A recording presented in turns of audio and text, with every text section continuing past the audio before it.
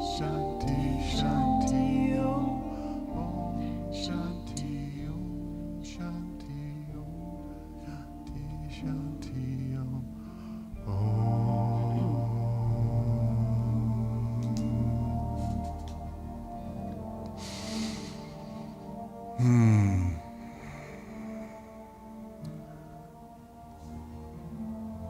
Now's the time in our service when we commune with the Spirit of all that is. We meet in spiritual communion, drinking of that wine of life, eating of that bread, that spiritual food that nourishes us, replenishes us. So if you have not already done so, I invite you to become comfortable where you are, to lay aside anything that you may have in your hands or in your mind or on your heart, to be at ease where you are seated, and to breathe. If it is comfortable, you may close your eyes.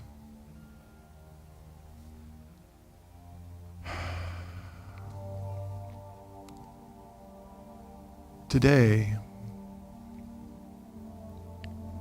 as you become aware of this moment,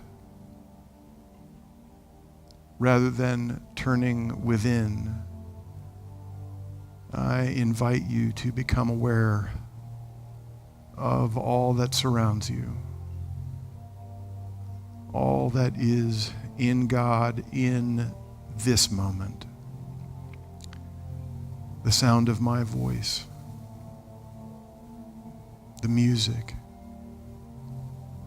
the air gently blowing through the room, perhaps a sound from outside, the chirping of a bird, the sound of a car passing by. And as we allow these present moment sounds to reach us, we experience them as they happen, without assigning any meaning, simply experiencing the now.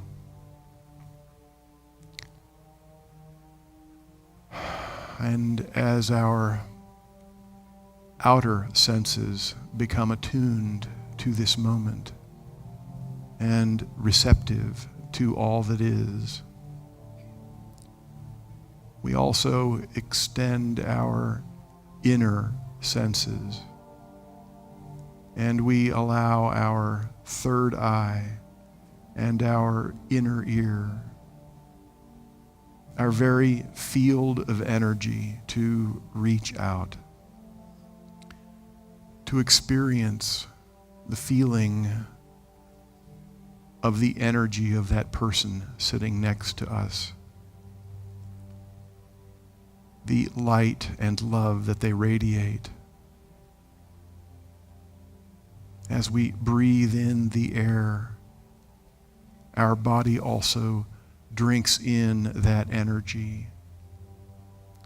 We feel the resonance of the love in this sanctuary that has held so much love, so much joy, so much passion for the work of the Christ in us over the years.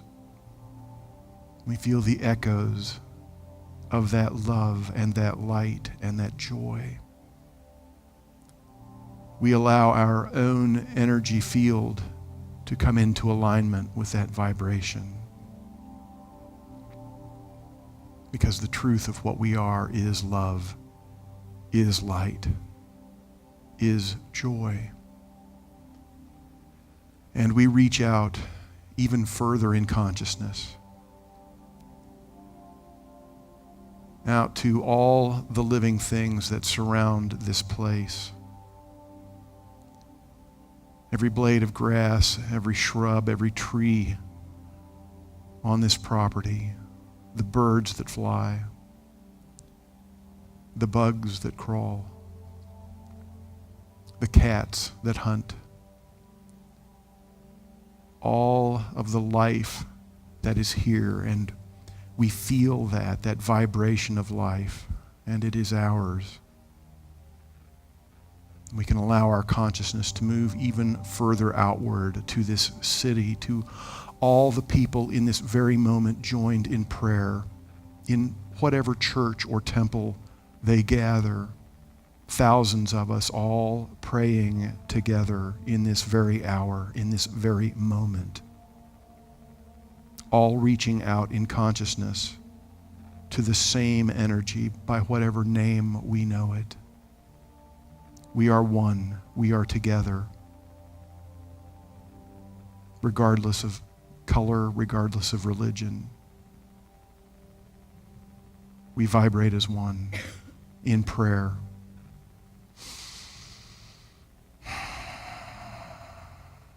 We extend our senses even further out, past the borders of this city and this state and this nation. We are one planet. We are one with all that lives, all consciousness, all sentient beings. We are one energy. We experience this moment, this unique moment in time as one together.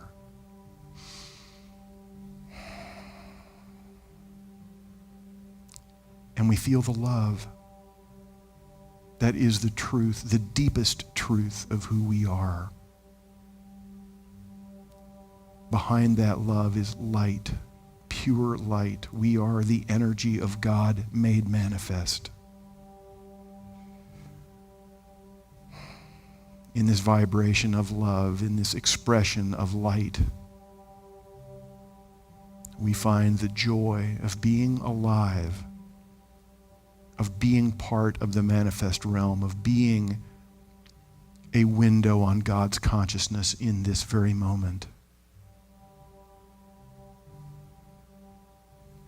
And we can extend our consciousness even further to the sun that gives this entire solar system life.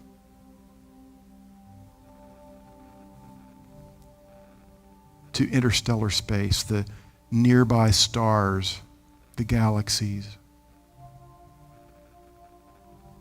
all the magical things that creation contains out to the very edges of this universe, where even now, our consciousness, a tiny part of the mind of God, is helping propel all forward.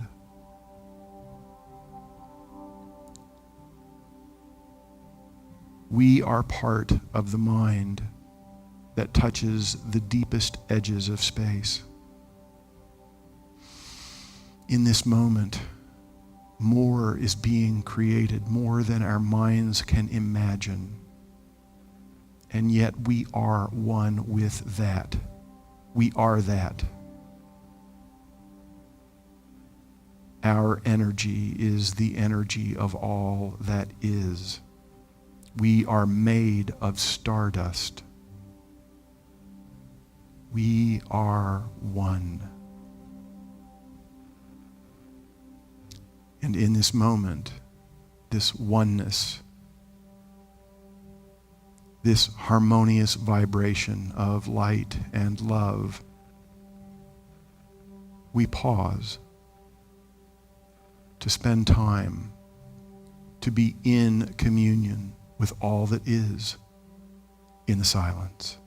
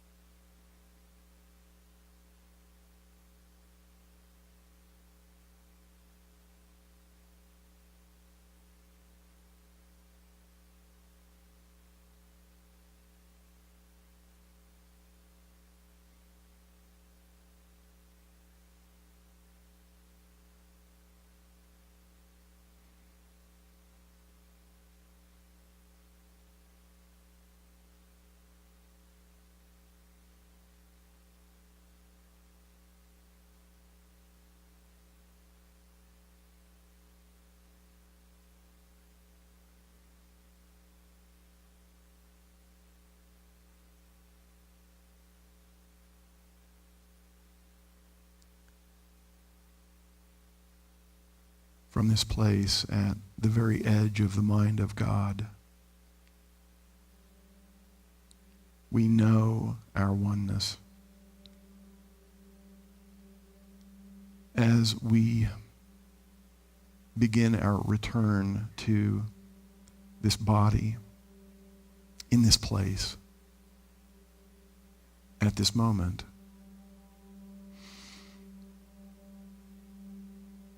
we bring with us that awareness that we are one. We vibrate as one with all that is. We are one with God. We are one as God. From the deepest reaches of space to the person sitting next to us.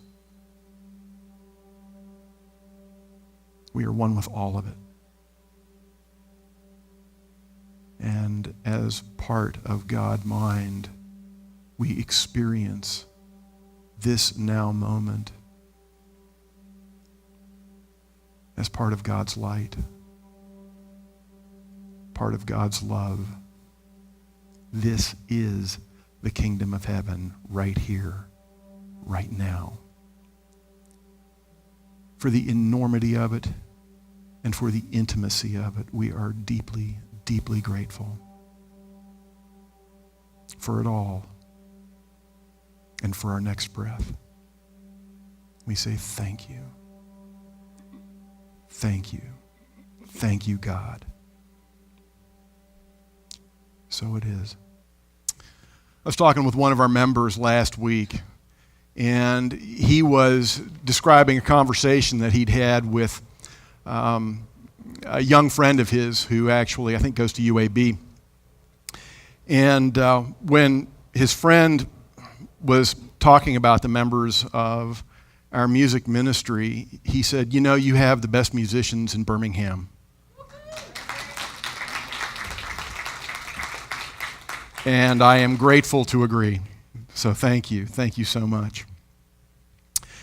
So today, because we were having our town hall meeting today, as I was looking at the calendar, it just came to me, what do I need to talk about today? And what just came out of my mouth as I was standing in front of the big calendar upstairs was the power of community. So I wrote that down. And as I've been meditating on that and doing my ministerly homework on that, if that's a word, what I want to talk about today is sort of a progression of kind of what community done wrong looks like, and sort of how we can dig ourselves out of that, and then what community done right, or how community is done right, what that looks like, and how we can experience that right here, right now. So, as usual, when I began, I wanted to take a look at the Christian scriptures, because I always like to see, if there's anything in Jesus' teachings or anything else in that foundational script that we can use. And what came to me is at the beginning of the book of Acts, and it's kind of funny, a little bit of Bible trivia here. Actually, the beginning of the book of Acts is the end of the book of Luke. Luke and Acts are really one long narrative written by the same person, which for the purpose of being put into the Bible were broken into two books. How many of you knew that? Almost, yes, just like one or two of you. Okay, so you learned something in church today. All right. And I want to give some background to this piece of Bible verse rather than just reading you the verse. So what's going on in the community at the time is both the Gentiles who had come into the Christian community and the Jews who had been following Jesus were essentially outcasts in their individual communities. The Gentiles for following this rabble-rousing Jew, and the Jews, because the powers that be were saying, no, that guy wasn't the Messiah. See, we're still not free here. Still got Rome breathing down our necks here, so this guy obviously wasn't the Messiah. So as a community, what they had to do was they kind of had to hunker down and pool their resources. And what they were doing was actually kind of living communally, not unlike pure communism. I know that probably would get me thrown out of a lot of churches around here for saying that. But essentially, they were living, as the communists would say, from everyone's means to everyone's needs. They were taking all their stuff, throwing it in a pot, and sharing. So at the beginning of the 5th chapter of Acts, it describes what happens when somebody holds back. And this is the story of Ananias and Sapphira. So this is from Acts chapter 5, verses 1 through 6. But a man named Ananias, with the consent of his wife Sapphira, sold a piece of property with his wife's knowledge. He kept back some of the proceeds and brought only a part and laid it at the apostles' feet. Ananias, Peter asked, "Why has Satan filled your heart to lie to the Holy Spirit and to keep back part of the proceeds of the land? While it remained unsold, did it not remain your own? And after it was sold, were not the proceeds at your disposal? How is it that you have contrived this deed in your heart? You did not lie to us, but to God." Now, when Ananias heard these words, he fell down and died, and great fear seized all who heard it. The young men came and wrapped up his body, and then carried him out and buried him. Wow, does that seem harsh? Right? If we look at that literally, that seems really awful. This guy held back a little of his stuff, just to have a little something. And he gets killed for it. That doesn't seem hardly fair at all. But when we look at this metaphysically, we get a whole nother look at it. And there's a couple of different layers of that. Now, as Charles Fillmore looks at it, and it's interesting, when we look at what Ananias' name means, you might think that we would say, oh, well, it obviously means selfish, right? Right? But it's actually a Greek word from the Hebrew, and it means graciousness of Yah, which was an early word for God, mercy of Jehovah, compassion of Jehovah. And what Fillmore talks about in the Metaphysical Bible Dictionary, he says there's a lurking belief in the mind that we can join the great school of spiritual development and at the same time retain our hold upon worldly thoughts.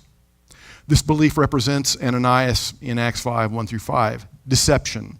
Such deception of the mind is a very subtle error and causes the would-be disciple much misery. So the best way to handle it is to uncover the whole inner consciousness of the Spirit and ask to be thoroughly purified and cleansed.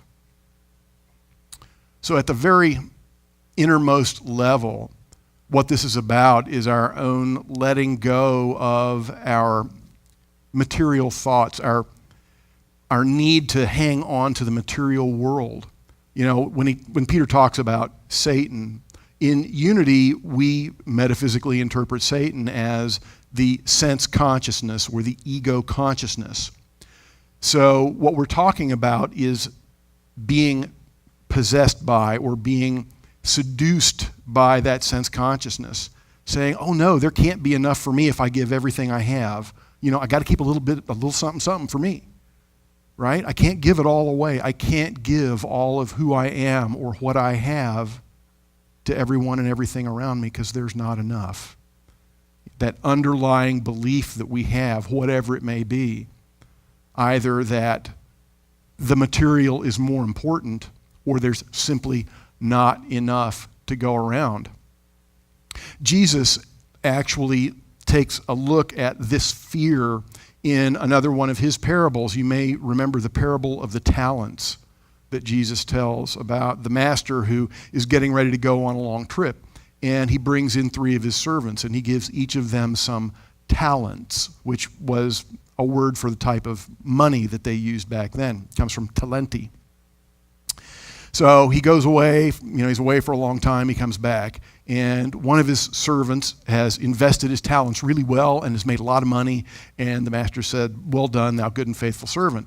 And the other one started off with a little bit, and he invested it, and he got a pretty good bit back, and the master says, well done, thou good and faithful servant. But the third one was afraid, and he buried his in the ground.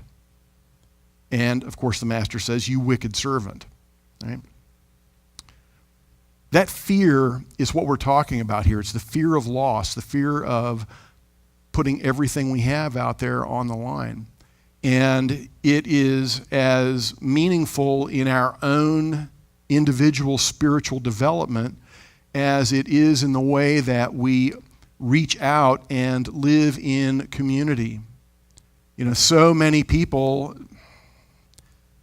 do not put themselves out in community because they are afraid that I don't have enough time, I don't have enough whatever it may be. I don't have enough talent, right? Instead of just taking what you have and going all in with it, whatever it is. And when we go back and take a look at Ananias' name, all right, the compassion of God, the mercy of God, when we withhold our talent, when we withhold ourselves, whether it is from our own spiritual development or from a community that we're part of, whether it's our church community, the city that we live in, this nation, this planet, if there's a way that we can be making a difference and we choose not to out of fear, that mercy of God, that compassion of God within us dies. Just like Ananias did.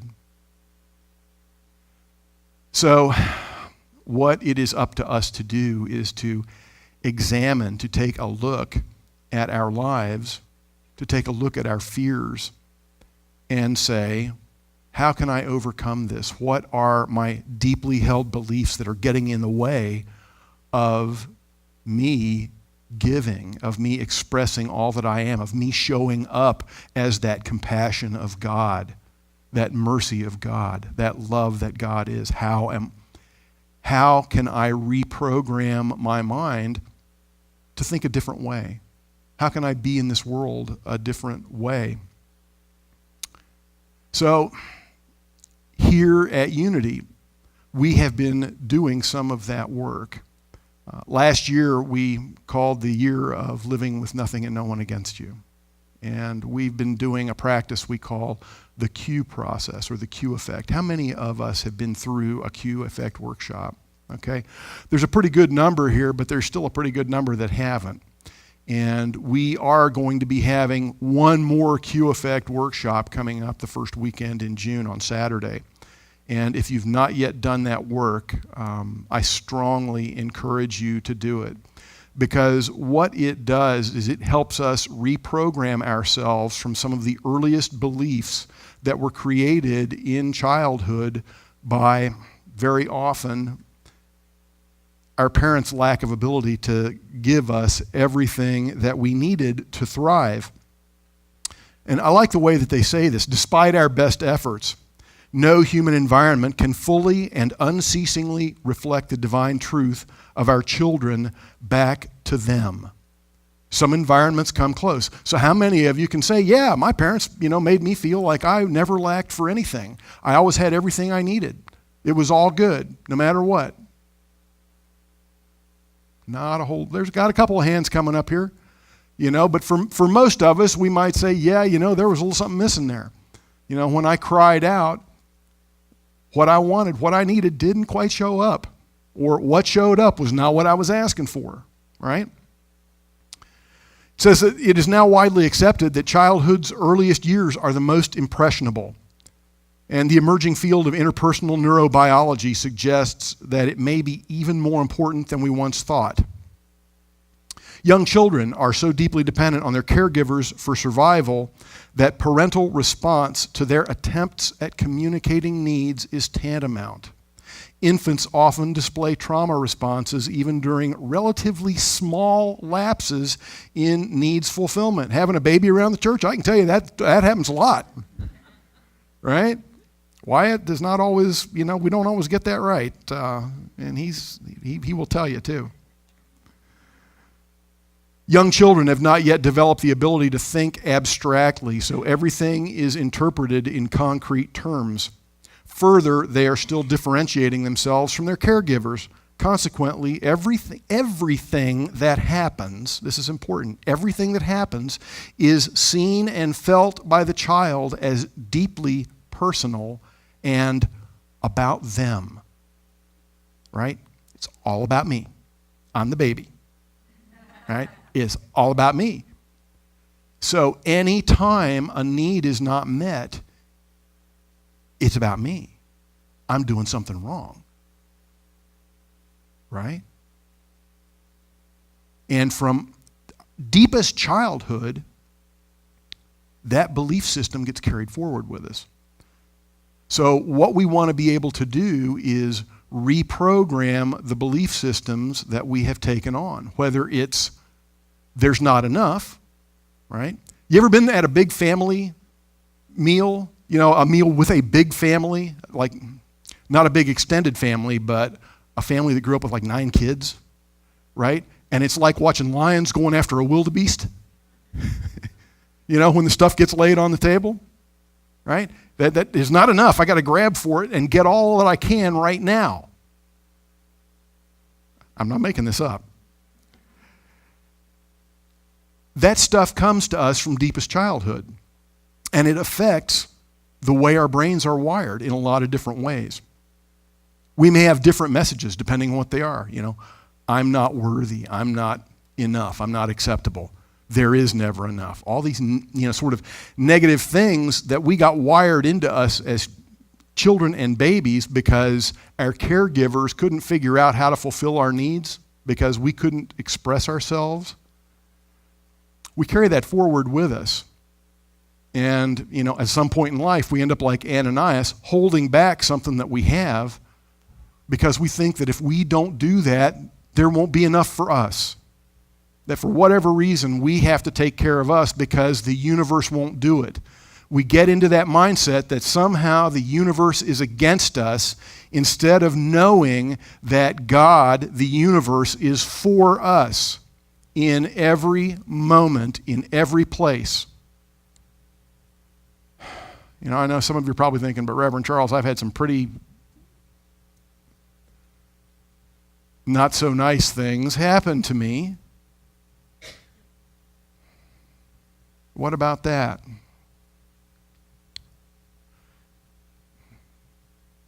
We live in a dynamic universe. Things are created, things are destroyed, and yet, at the subatomic level, all of the energy of God remains. It's all still here. William Shakespeare said, "Nothing in the world is good or bad, but thinking makes it so." We were talking about this on Friday, about natural disasters. What if we remove the word disasters and just say natural occurrences? An earthquake is a natural occurrence on this planet because it is tectonically alive. A hurricane is a natural event in a planet with this much water and this much atmosphere over it and this much gradation in temperature. It just happens. It's not anybody's fault. Now, when we as human beings choose to build homes in Tornado Alley, when we choose to build homes and businesses, places where hurricanes happen, when we build in a floodplain and something happens, why are we calling what happens an act of God? We chose that, right? And then we say it's bad, even though it was us, right? So what we need to do is reframe our minds and understand that the universe is not against us. The universe is, in fact, working in our favor. And when we step into that flow, when we become conscious partners with the universe, all our needs are met. And we live a life that truly reflects the mercy of God, the compassion of God.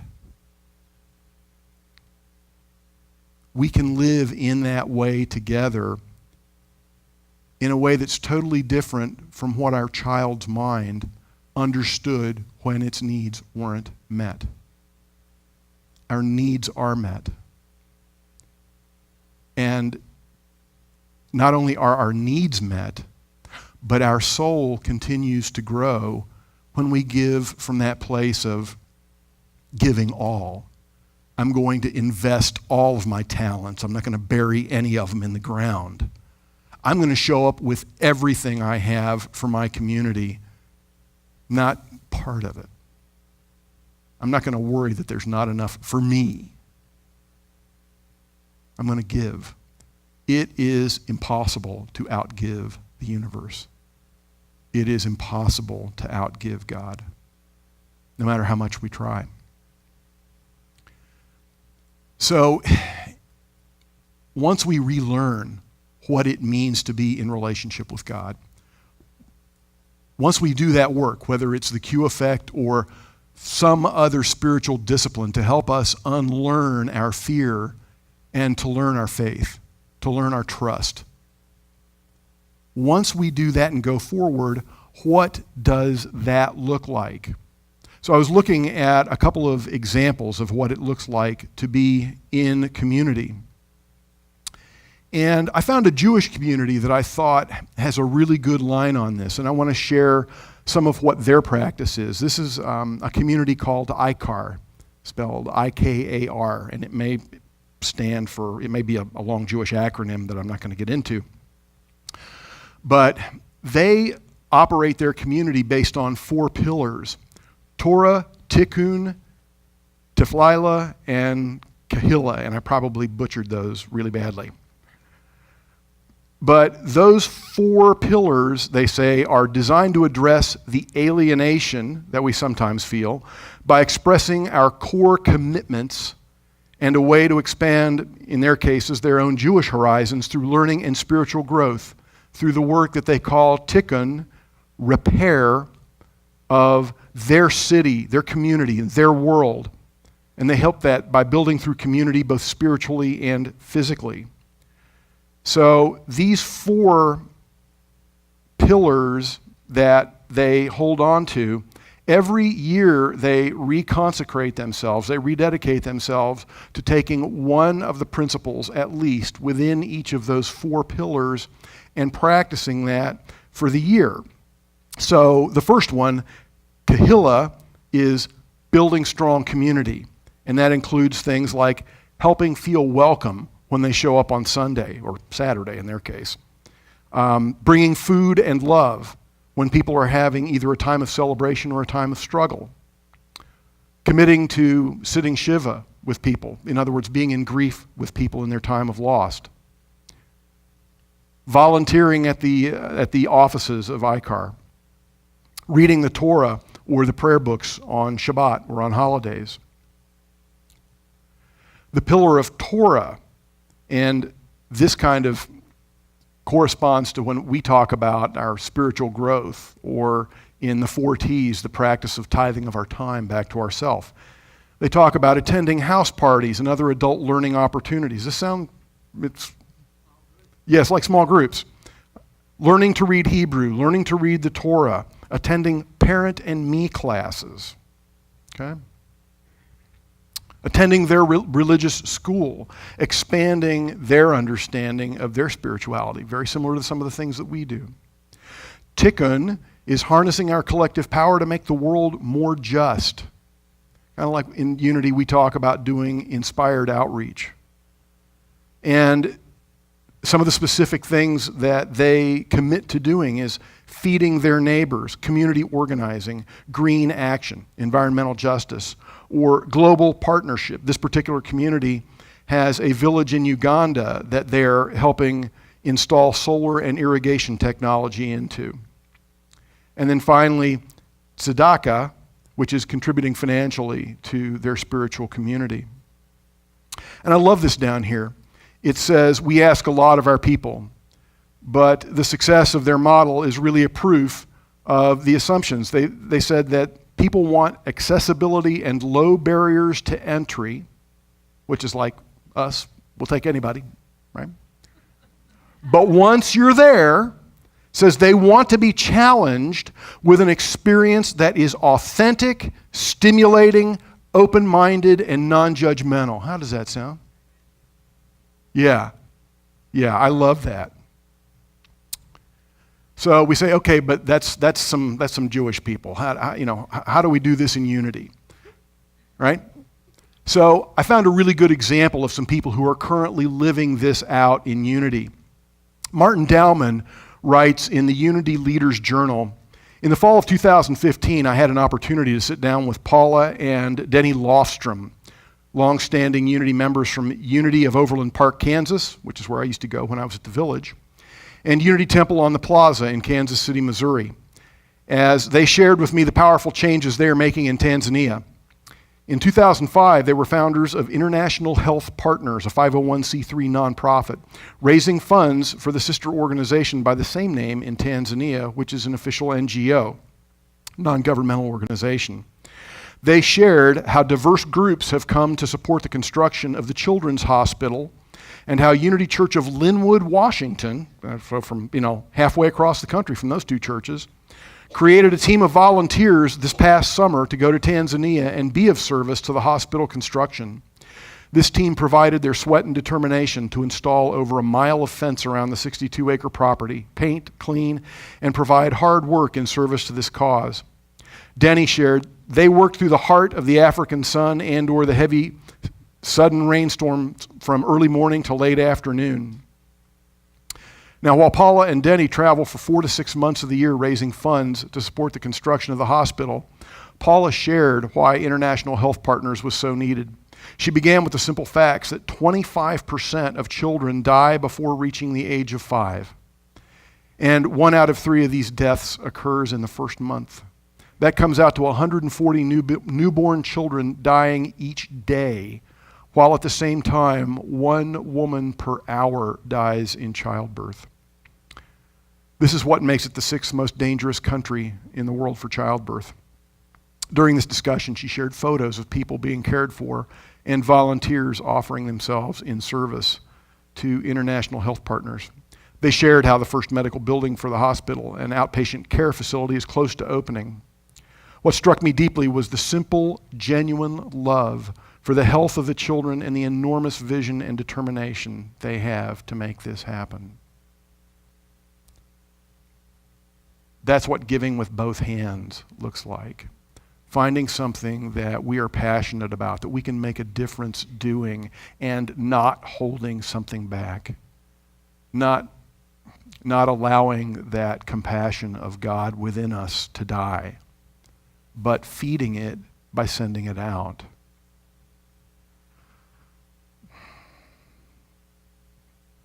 I know that at times we may look in our bank accounts or around our lives and we feel like there is not enough.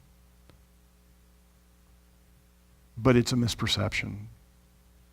We are part of all there is in the universe. We are part of God's abundance. We are part of that energy that lies under, that substance that is the universe. When we can put aside that error thought, that fear that prevents us from giving, when we do the work that is ours to do to transform that belief system that we grew up with as babies and as children, and we come into a right understanding of the universe as not being against us but for us.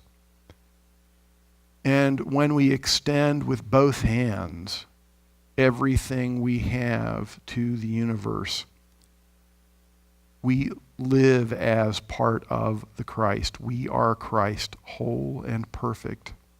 We are one. And we are richly blessed. Please join me in prayer. Sweet Spirit, we give thanks for all that is ours in you. All of the abundance, all of the love, all of the joy, all of the passion, all that we can share, and all of the ways that our sharing returns to us in so many different forms. From the smile of a child to the handshake of an elderly person, or simply that feeling that we get when we know that we have done the next right thing. When we are connected, when we are plugged in, when we trust instead of fear. We are your hands, your heart, your love, your compassion. And for the ability that we have to overcome all that we have been and to be that love and spirit and compassion in action. We say thank you. Thank you, God. So it is.